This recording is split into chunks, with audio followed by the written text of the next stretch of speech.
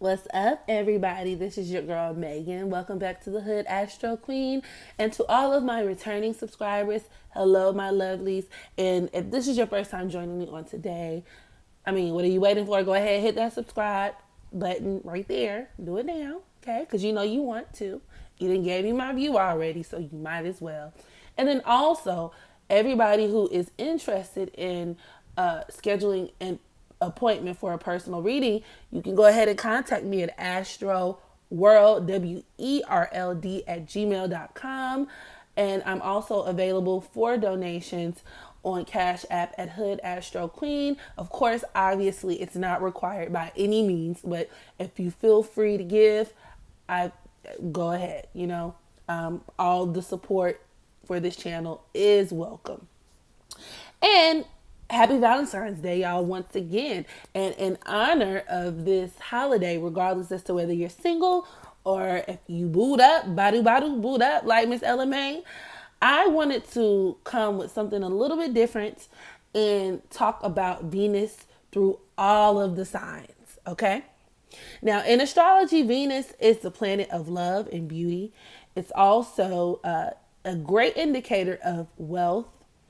And then its dual rulership over both Taurus and Libra gives Venus a very feminine kind of flair, even though Libra is technically a masculine sign. Now, Venus governs our romantic relationships, who we attract, how we attract them, as well as our social skills, even our friends, how affectionate we are, what we consider to be attractive, and what we want in a partner. Venus also dictates how you interact with other people around you in your network, and it oversees money, both spending wise and receiving earnings.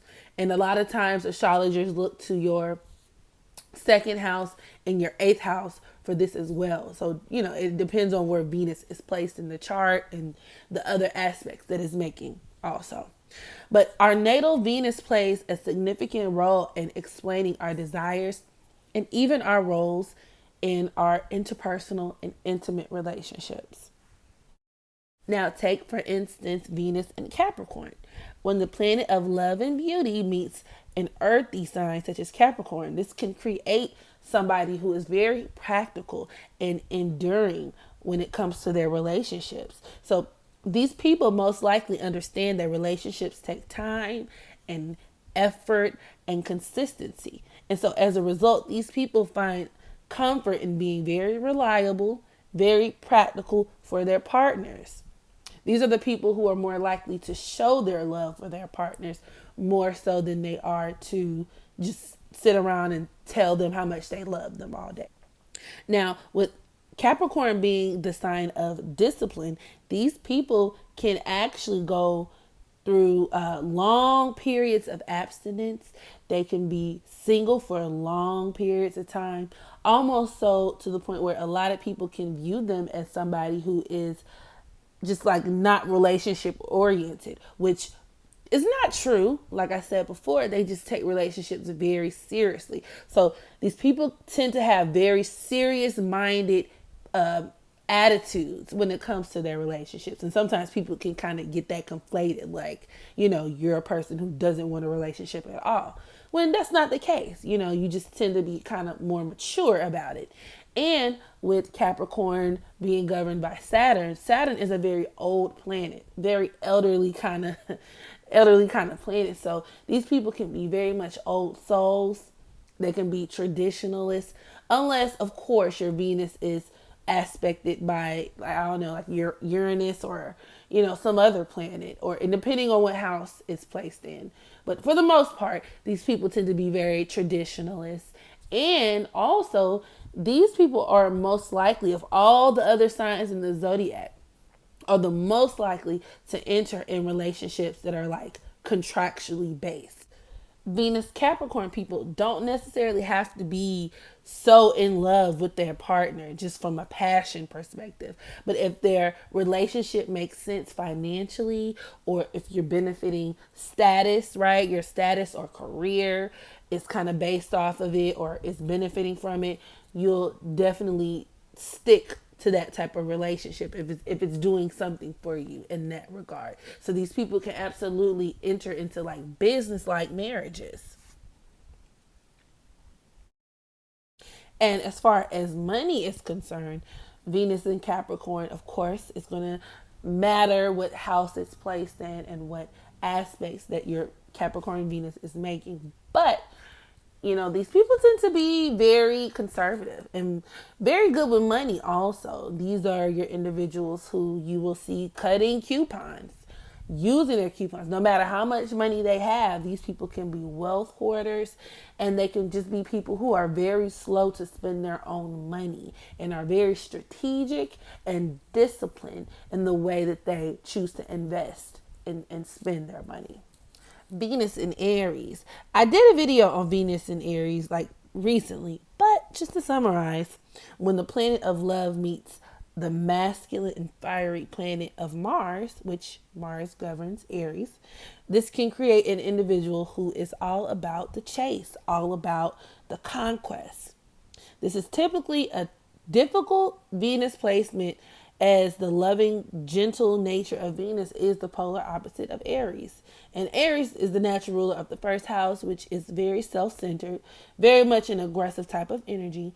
While dating, these people tend to enjoy the thrill of putting others in a position to where they are the chaser. They enjoy very much that cat and mouse chase, and they enjoy impressing their lovers with their independent and flashy nature. However, Venus in Aries is likely to have short attention span, which once again makes them very prone to straying. These people can lose interest very, very fast. And they can also be very physical, very sexual in nature. And they definitely are prime examples of people who go for what they want. Now, if negatively aspected, these people can be prone towards domestic violence situations, both on their end and, their partner's end, or even amongst friends. They can be very much confrontation based, so this can be kind of problematic. And when it comes to money, these people tend to spend lots of money, spend fast, but they also make money fast. And Aries is a great sign for entrepreneurship. So easy come, easy go kind of dynamic that's going on with Venus in Aries. Now, moving on to Venus in the sign of Scorpio. Scorpio is ruled by Mars also, but Scorpio is that lower octave energy. And Venus and Scorpio people crave intensity. These people either really, really love you or really, really hate you. There is no in between. Superficial based relationships aren't really appeasing to your Venus and Scorpio person. These people want to know everything that there is to know about their partner, and they want their partner to know everything there is to know about them. And given that Venus is co-ruled by Pluto, there is this element of control that's present with their relationships. And even in like some really bad cases, obsessive compulsiveness. And it can result in a relationship to where there could be elements of physical abuse, stalking, or just really just some unhealthy kind of behavior, emotional patterns when it comes to their relationships with their significant other. And they can be very mistrusting of their significant other. A Venus and Scorpio person is not the type of person, especially if you cross them or if you do them wrong, they'll be just very easily, readily to take you back and ready to start over and begin again. These people, they can be just, the type of people who are dead set on getting revenge. Not everybody. And, of course, it depends on the aspect that your Venus is making. But, these people are definitely prone towards being very vengeful and spiteful. And 9 times out of 10, they don't forget any type of wrongdoing that's done against them.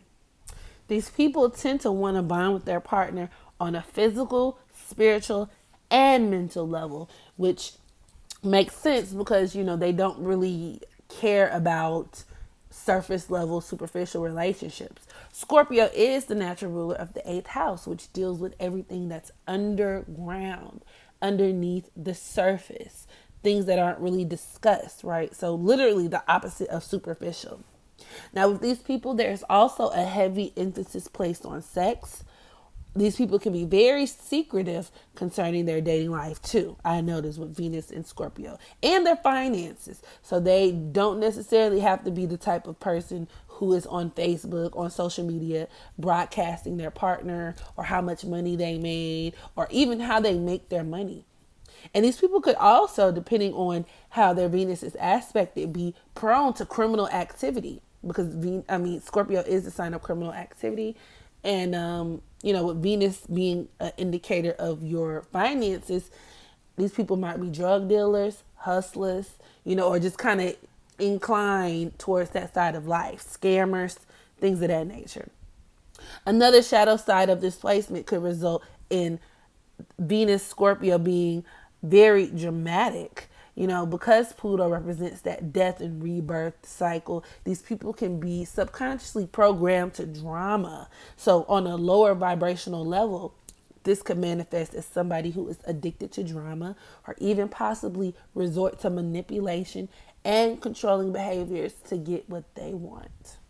Now, Venus and Virgo, when Venus is placed in the sign of service, this creates an individual who is selfless in just a very practical way, kind of similar to Capricorn, just because they're both earth signs. And it's this element of, I can show you that I love you better than I can tell you that I love you. And Virgo Venus people tends to show their affection through their actions, whether they be big or small. So even on the friendship level, these are the friends to call when you need help with a tedious task. These are people who are going to help you unbox your apartment if you just moved in it, or help you paint your home. Their natural proclivity to serving others could result in a person who does feel like they're taken advantage of or underappreciated in their relationships, which could result in people who are commitment phobes or, at the very least, very picky. And that's something else I noticed. People who have their Venus and Virgo are like very picky, just very selective about who they choose to invest their energy into. These people apply that critical Virgo nature to their love lives, and they apply it to the lives of the people around them. Therefore, it is not uncommon for a Venus Virgo individual to date many people without committing to a long-term relationship because they're literally looking for the perfect partner. And in doing so, they're literally picking everybody apart. These people are incredibly smart, and just like they're 9 times out of 10 very critical on themselves, they are just really good when it comes to seeing the flaws of other people because they spend most of their time picking themselves apart anyway. It's kind of like a defense mechanism. And also, these people may have an affinity for health related subjects or become attracted to partners who are health nuts or a part of the health industry in some way. So they can attract doctors, bodybuilders, dancers, etc. Or you could be the type of person to have a strong interest in these things yourself. And from personal observation, there is a strong indication of homo or bisexuality present with this placement as well. But of course, there are a lot of other variables in the chart that can impact your sexuality. So there's that. Now, Venus in Libra. When Venus falls into its home sign of Libra, it can create somebody who is extremely attractive, especially if it's in your first house. These people tend to be very well proportioned, and on the outside looking in, they are very good dressers. They tend to possess a really good sense of style and just seem to really captivate those around them. These people are also equipped with lots of just natural charisma. Venus and Libra people can be described as the quintessential hopeless romantic, as these people do tend to be serial daters. And in a man's chart, this could possibly indicate a womanizer. Now, with Venus being the planet of love and beauty and all of that good shit, these people tend to be very graceful, and they like kind of things that are going to make them feel good, even in a partner or friendships. These people are very put off by crude behavior, lewd behavior, things that are just unbalanced, because Libra is represented by that balance scale, right? So these people like things that are going to just naturally put them at ease. So they don't like disharmonic environments. They tend to stray from confrontation, especially people who have their Libra Mars, but that's a different video, okay? But yeah, Libra tends to just like things to be on an even keel and beautiful and lovely and gorgeous. And as far as dating, these people tend to try to impress the people that they're with by showing them just how fair and balanced and pleasant that they really are. They use their regal charm to express themselves and are always seeking to relate to other people. And this is partially due to the fact that they're air signs. And there is this element present to all air signs that makes them very relatable people. They're people who enjoy talking. And they could also be kind of intellectual in that sense as well, depending on other things in the chart. So if you're dating a Libra Venus woman, you need to have the gift of gab. Like, that will be beneficial. Or a Venus Libra guy. You know, these people can also be sapiosexuals. They can kind of get off on the knowledge and stimulation of another person. Like, that can really, you know, make them hot in the puss. You know what I'm saying?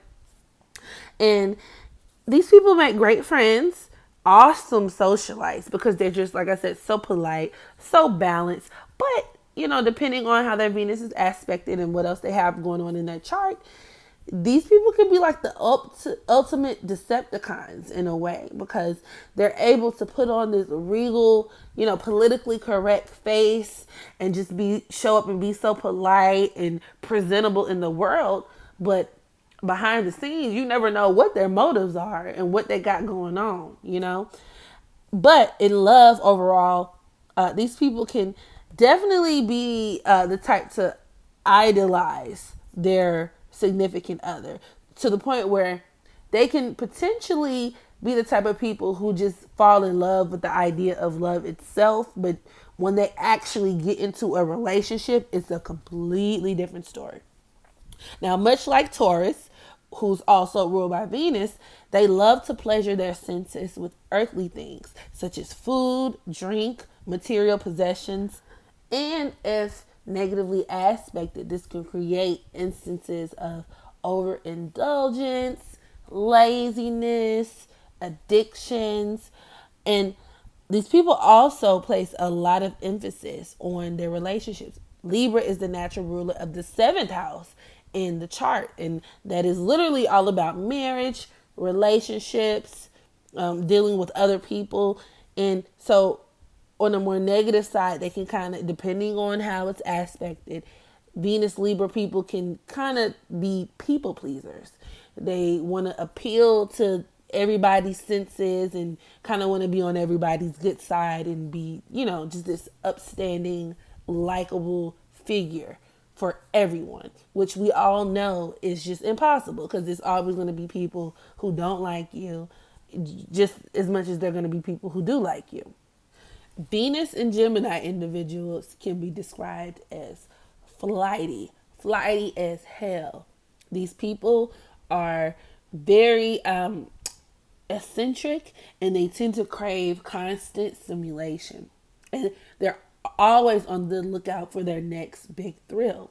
These people tend to take a much lighthearted approach to love and don't really like to get boggled down with sticky feelings. And they're much more likely to engage, depending on where their Venus is placed, in unconventional, so to speak, or more casual dating relationships. People who can just hit it and quit it, and other kind of alternative styles of dating, more so than, let's say, a Venus in Scorpio, which is very like possessive.